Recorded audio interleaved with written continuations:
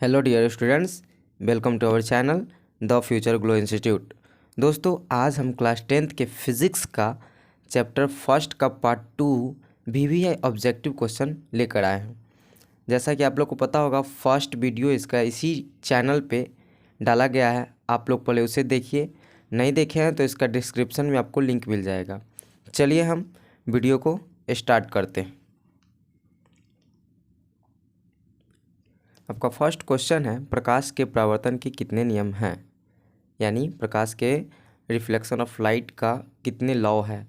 तो फर्स्ट है 1, 2, 3, 4 ऑप्शन दिया गया है। तो आप लोग कमेंट करके बताइए प्रकाश के परावर्तन के 2 नियम होते हैं, यानी आंसर हो जाएगा आपका बी। ओके। सेकंड क्वेश्चन है, अवतल लेंस का आवर्धन बराबर होता है, यानी कि मैग्नीट्यूड क्या होता है, वस्तु दूरी बटा प्रतिबिंब दूरी। ओके, यानी U/V, U/V, U+V और V/U।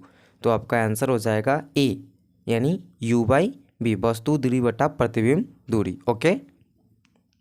थर्ड क्वेश्चन है आपका, निर्गत किरण एवं अभिलंब के बीच के कोण को क्या कहते हैं, यानी जो कोण निकल रही है और जो अभिलंब है उसके बीच के कोण को क्या कहते हैं। तो इसको हम लोग निर्गत कोण कहते हैं, यानी ऑप्शन हो जाएगा आपका सी। नेक्स्ट क्वेश्चन है आपका फोर्थ नंबर, एक गोलीय दर्पण की वक्रता त्रिज्या 40 सेंटीमीटर है, इसकी फोकस दूरी क्या होगी, यानी F=R/2 फार्मूला होता है। यहाँ पे R दे दिया है 40, तो 40/2 यानी कि आंसर कितनी हो जाएगी 20, यानी आंसर हो जाएगा आपका सी।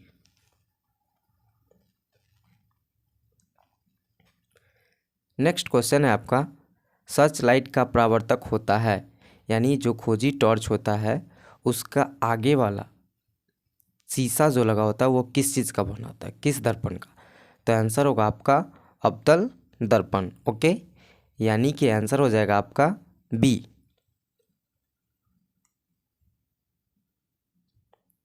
नेक्स्ट क्वेश्चन है, किरणों को अभिसारित करने वाला दर्पण कहलाता है, यानी कि कन्वर्जिंग करने वाला लेंस कौन सा दर्पण कहलाता है। लेंस की बात नहीं, यहाँ पे दर्पण की बात हो रही है।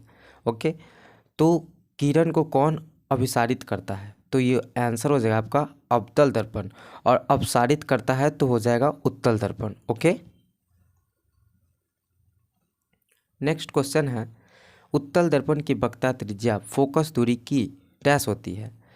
तो F=R/2 हम लोग पढ़ के आए हैं, तो यहाँ पे वक्रता त्रिज्या पूछी जा रही है, तो फोकस दूरी की कितनी होती है, तो F=R/2 यानी कि आधी होती है। ओके, आंसर हो जाए आपका बी। आप लोग अच्छे से रिवाइज कीजिए, दोस्तों तक इस चैनल को शेयर कीजिए। 8वां नंबर क्वेश्चन है, सौर कुकर में व्यवहार किया जाता है, यानी जो धूप से जिसमें खाना पकाया जाता है वो कुकर किस दर्पण का बना होता है।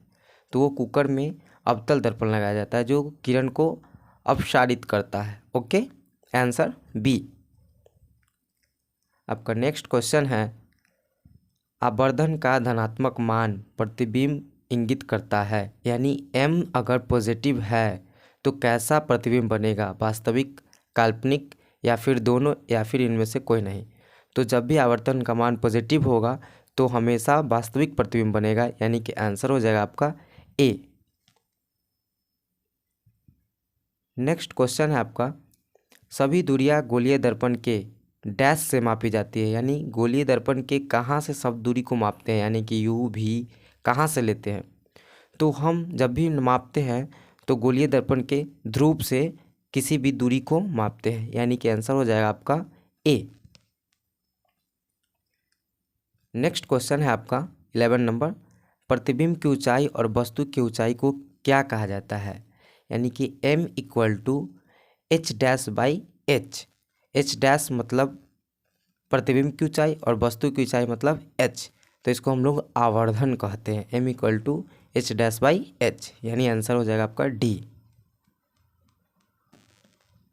नेक्स्ट क्वेश्चन है आपका, निर्देशांक परिपाटी के अनुसार अवतल दर्पण की फोकस दूरी होती है, यानी कि साइन कन्वर्जन उसके अनुसार अवतल दर्पण की फोकस दूरी, तो अवतल दर्पण की फोकस दूरी हमेशा निगेटिव होती है, यानी कि ऋणात्मक।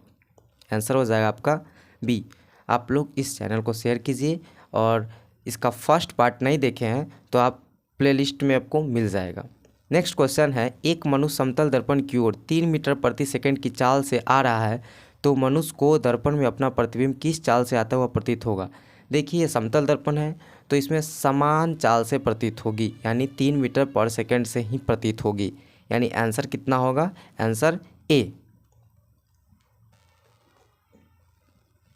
नेक्स्ट क्वेश्चन है आपका, अनंत पर स्थित किसी बिंदु का प्रतिबिंब अवतल दर्पण की फोकस पर बनता है, उसका आवर्धन क्या होगा।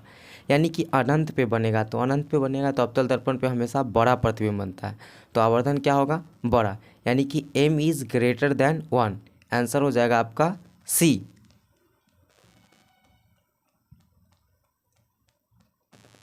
नेक्स्ट क्वेश्चन है, अवतल दर्पण की फोकस से चलती किरणें परावर्तन के बाद, यानी अवतल दर्पण के फोकस पर कोई भी किरण आपतित हो रही है तो वो परावर्तन के बाद कहाँ जाती है, तो परावर्तन के बाद वो प्रधान अक्ष के समांतर हो जाती है, यानी पैरेलल निकल जाती है, तो आंसर हो जाएगा आपका answer A. Okay.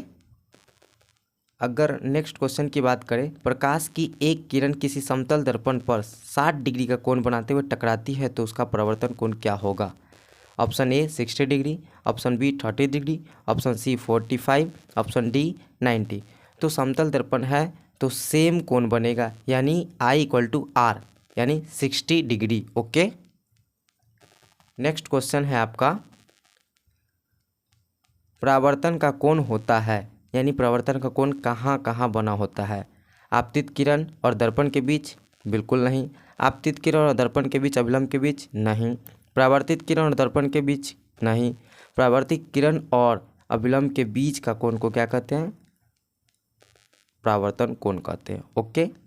Next question है, प्रकाश के परावर्तन के नियमों का पालन होता है, यानी प्रकाश के परावर्तन का नियम का कहाँ पालन होता है, तो डिफ्यूज़न में, या फिर नियमित परावर्तन में, या फिर नियमित और विसरित परावर्तन दोनों में।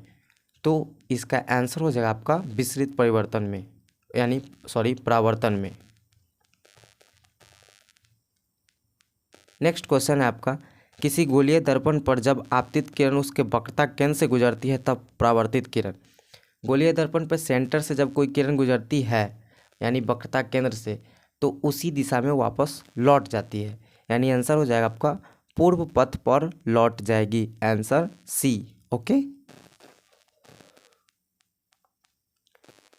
नेक्स्ट क्वेश्चन है आपका, अवतल दर्पण से बनने वाला वास्तविक प्रतिबिंब तब छोटे आकार का होता है जब वस्तु को दर्पण के कहाँ रखा जाता है, यानी अवतल दर्पण से हमेशा बड़ा प्रतिबिंब प्राप्त होता है, छोटा भी प्राप्त होता है, वही पूछ रहा है कहाँ रखना है, तो हम लोग वक्रता केंद्र के पीछे रखेंगे, तभी जाके हमको अवतल दर्पण से छोटा प्रतिबिंब प्राप्त होगा। दोस्तों, ये चैप्टर फर्स्ट का दोनों पार्ट ख़त्म हो गया। आप लोग इसे रिवाइज कीजिए, आप में इसमें से एक भी क्वेश्चन नहीं छूटेगा, और इस चैनल को दोस्तों तक शेयर कीजिए, लाइक कीजिए, सब्सक्राइब कीजिए और कमेंट कीजिए। सेकंड वीडियो इसका जल्द आ रहा है,